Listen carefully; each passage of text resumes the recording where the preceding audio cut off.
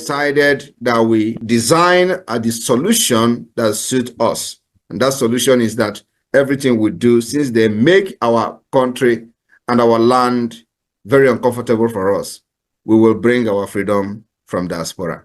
And that's what we're doing today. So the enabling environment that was not created for us in Biafra land, the different countries where we reside have created an environment, and we are struggling to bring this kind of system back to our people for them to live like human beings.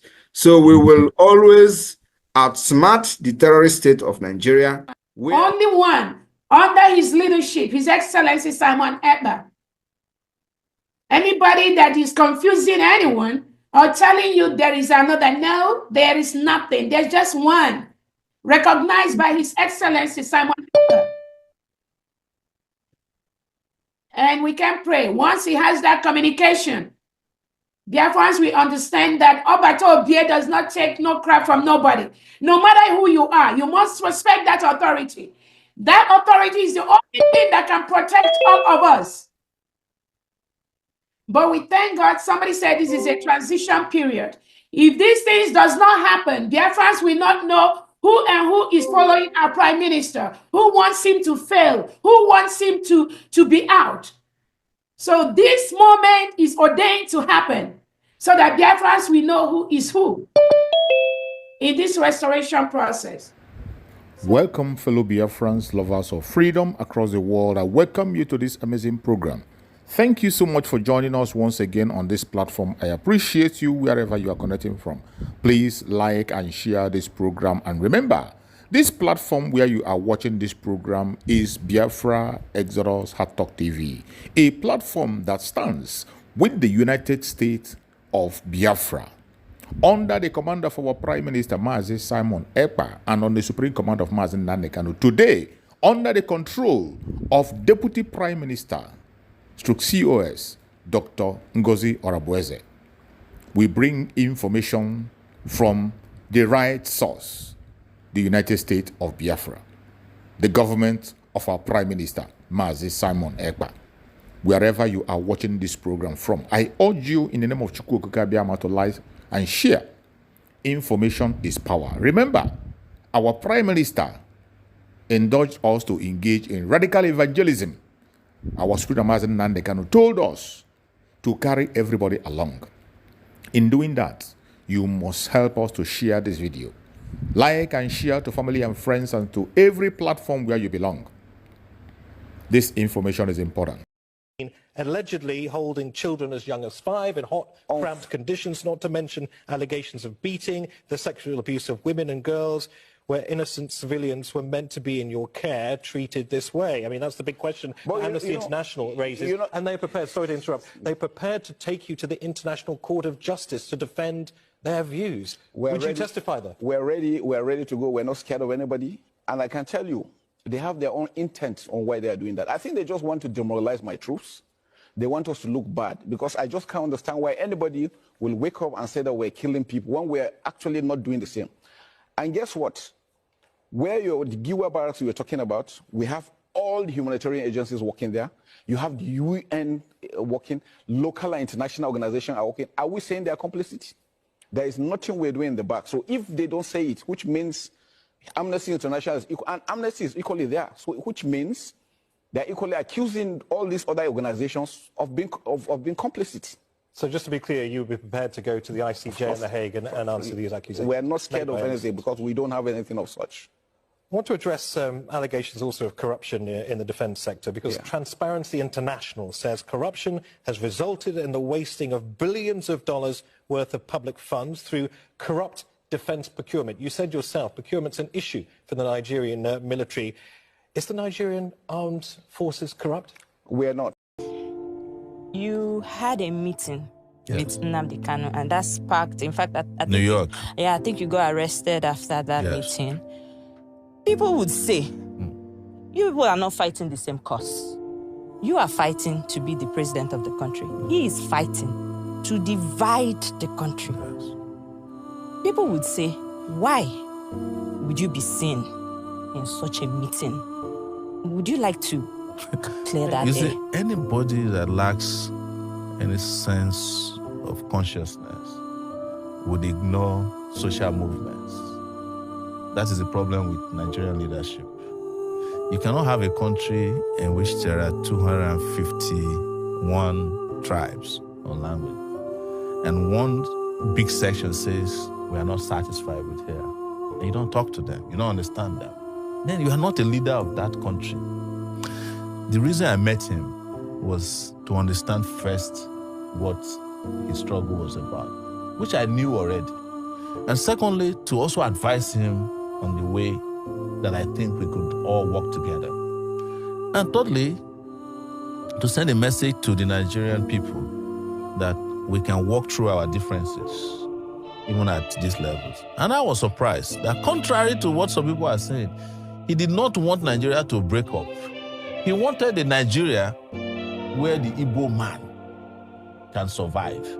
But for an Igbo man to survive in Nigeria, as it is currently put together, Nigeria must break. Wait, the meeting you had with Nnamdi Kanu. Yes. You are telling us now that Nnamdi Kanu, from what you understand from the meeting with him, he does not want Nigeria to break, to divide. No, he said clearly that it is too late for Nigeria to come together. But he gave his conditions. We live streamed the meeting now. It's online. Okay. And part of it was live streamed. Some of them were private. But he said that he feels that if Nigeria were to respect certain protocols, including a referendum inserted in the constitution, and he still says it even now in court, that if he's released, he will go back and end the bloodshed. The bloodshed is in that part, and that a conversation can. He says that in every court appearance, that he's being held is not helping the opportunity to have a conversation about whatever it is, the unity you are begging for. But you see, Nigeria has a problem. And I've always said, Nigeria has an Igbo problem. And I'm not saying it to please people who are known as Igbos. But the moment they decided to take the action they took in 1967 to 1970, the war, Nigeria, having won that war in their eyes, never forgave the Igbos. That is the reality. And if I were to be president of Nigeria today, the first thing I would do is to head to the Southeast and apologize to them for the war. Part of it is that I've never participated in it. And I cannot continue to fight a war that I did not engage in. And then ask them, what do we want? So are you saying that the federal government has, even before successive governments, they've always had this anger against the Igbos? There is a secret memo, I don't know where it is located, in government, that whenever we want to take charge in this country, be careful of the Igbo. Don't give them position. Don't give them opportunity. Otherwise, they will overrun. It's a well-known fact. Even our parents tell us, Igbo. You understand? Some of them even say unconsciously. They even say it on radio shows in this country. So don't let us lie to ourselves, because except we bring this out openly and discuss, it's a taboo that we have refused to discuss. True. We are not going to solve the problem. It is the reason why the federal government of Nigeria feels that in 2024, detaining Nnamdi Kanu against all the court orders, against all the court rulings, is the only way to go. You know, I was detained in the DSS place for 5 months. Yes. There is nothing there to detain anybody. The place is not even functioning. The DSS headquarters. Yes, is it the same DSS people who are watching BB Nigeria from morning to night? No, it's true now. I was there with them for 5 months. I've said this publicly. So all the institutions in this country are broken down. But let's get back to the reality. One thing I've told people is that you are looking at Igbos as the only people who want to secede. But who in this country today has not mentally seceded from Nigeria? Mentally seceded. Who has not left, except those who are trapped? If anybody in this country is working in a bank and he has 10 million naira and somebody say you can get into Canada, he will leave the next day. I swear. Is that not secession? What does secession is that you leave a country, you say to that country goodbye. And not do it again. You get to the other country, you bow down, you touch the soil. The soil. And it's when they say you go do it. And then you renounce your citizenship of the country you are coming from. Is that not what they call secession? So if you want to look at the number of people that have seceded in that Japa syndrome, there are more than all the Igbos combined together who are asking to leave. And in the process of keeping Nigeria united, we have let go of more citizens than the country should have. Yes. So you think if they had, because I mean, from the last thing you said now, you say in the process of trying to keep Nigeria united, yes, we have let go of more citizens than we should have. Of course. So if we had allowed for the division or secession of Nigeria, most of our citizens that are outside would not have been outside. No, you see, it is not the secession I'm talking about. Okay, what are you talking about? It is what led to the war that we did not address. Okay. And what happened after the war. Why is it that Nigeria hasn't been able to overcome the Biafran problem? It's because Nigeria never addressed what the Biafrans were asking for before the war. What were they asking for? They were asking for to be treated not as second-class citizens in this country. Don't you know what happened, they call pogrom in this country, where people were slaughtered and their bodies and their heads placed inside the train going down south? Yes, from the mid, the different parts of the north. Are we ignoring that? So that happened before the war? Before the war. That's what they call pogrom. History. You know, people who were settled, doing well, they were slaughtering them and sending their bodies and their heads inside calabash and sending on trains that was heading east. Were they Easterners? They were Easterners. Yes, Why are you asking me? It's there in, go and Google it now. So you expect that will happen, and then there was a war that eviscerated 3 million people.